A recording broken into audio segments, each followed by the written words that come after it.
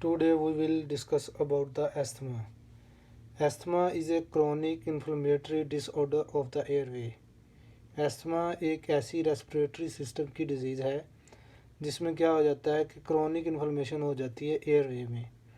ये जो asthma word है ये एक ग्रीक वर्ड से ड्राइव किया गया है। वो वर्ड है हमारे पास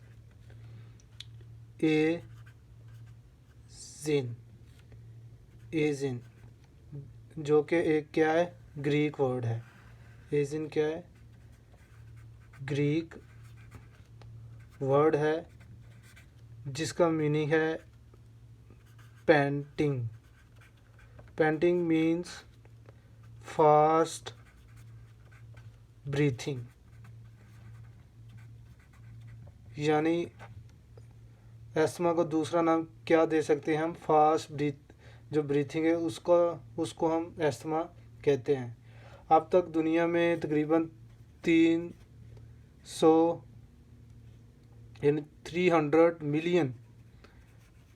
मिलियन जो लोग हैं वो अस्थमा से अफेक्टेड हो गए हैं।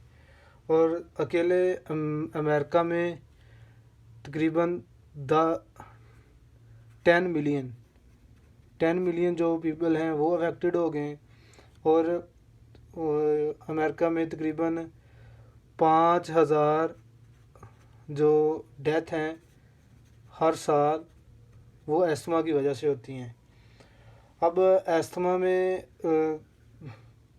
जो इन्फ्लेमेटरी सेल्स होते हैं वो मोस्टली कौन कौन से होते हैं, वो मास्ट सेल होते हैं,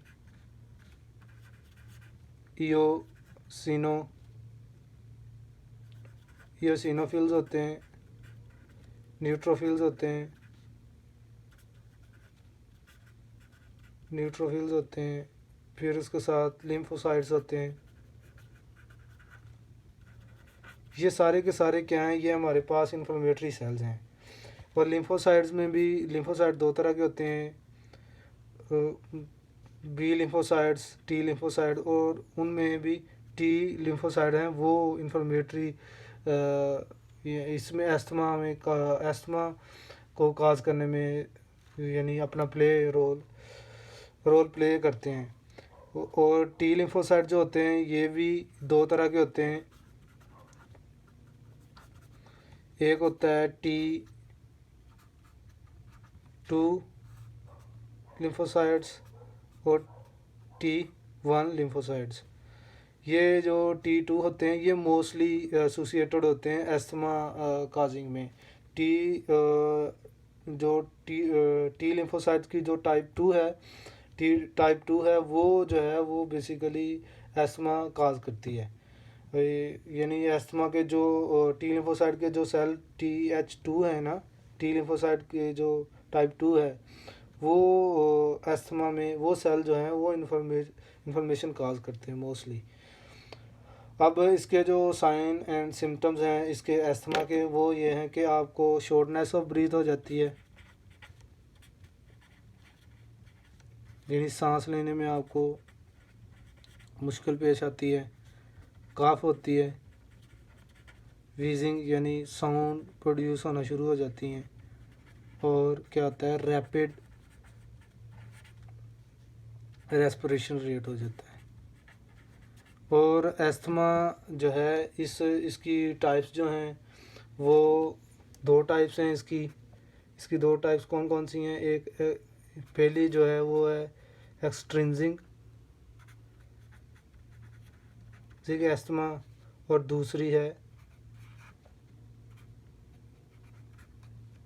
इंट्रिंसिक अस्थमा। अब एक्सट्रिंसिक अस्थमा में क्या होता है, एक्सट्रिंसिक अस्थमा ऐसा है जो अर्ली एज में स्टार्ट हो जाती है। अगर अर्ली एज में ही आपको अस्थमा हो जाए और इसमें आपके पास इसकी फैमिली हिस्ट्री ऑफ एलर्जी होती है, फैमिली हिस्ट्री यानी फैमिली के साथ इसको रिलेट किया जाता है एक्सट्रिंसिक अस्थमा को। इंट्रिंसिक अस्थमा में कोई फैमिली हिस्ट्री नहीं होती और ये मिडिल एज में मोस्टली अगर अस्थमा मिडिल एज में हो तो उसको हम कहते हैं कि ये इंट्रिंसिक अस्थमा है। अगर वो और इसकी फैमिली हिस्ट्री भी कोई नहीं है और इसके साथ साथ मोस्टली अगर चाइल्डहुड में एस्थमा जो है वो चाइल्ड यानी बचपन में बॉयज़ में ज़्यादा होता है, यानी और अडल्टहुड में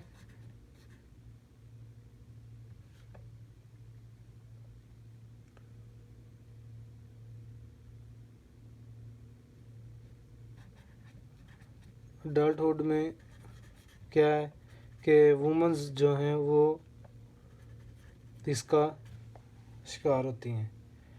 अब इसके दो फेजेस होते हैं एस्थमा के। फेजेस कितने? फेजेस ऑफ एस्थमा, इसके दो फेजेस होते हैं। एक फेज़ होता है इमीडिएट फेज़ और एक होता है लेट फेज़।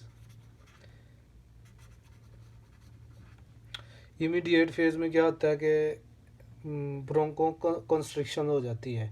एयरवेज, जो एयर वे होते हैं या एयर चैनल्स होते हैं जिनके ज़रिए हवा, जो ऑक्सीजन है, जो पूरी हवा है वो आपके लंग्स तक पहुंचती है, वो जो एयर चैनल्स होते हैं वो क्या हो जाते हैं? कंस्ट्रिक्ट हो जाते हैं। और पहला क्या है? इमीडिएट फेज़ में क्या होता है? कंस्ट्रक्शन हो जाती है। और लेट फेज़ में क्या होता है? इन्फ्लेमेशन हो जाती है। इन्फ्लेमेशन से क्या होता है कि म्यूकस ज़्यादा प्रोड्यूस होता है, सही है, आपके जो सेल्स होते हैं वहाँ वो इंक्रीज़ हो जाते हैं। आपके एयर रेज जो लैमिना प्रोपिया जो है उसमें सेल की तादाद बढ़ जाती है, आपके स्मूथ सेल की तादाद बढ़ जाती है। इन्फ्लेमेशन में ये सारा कुछ हो जाता है।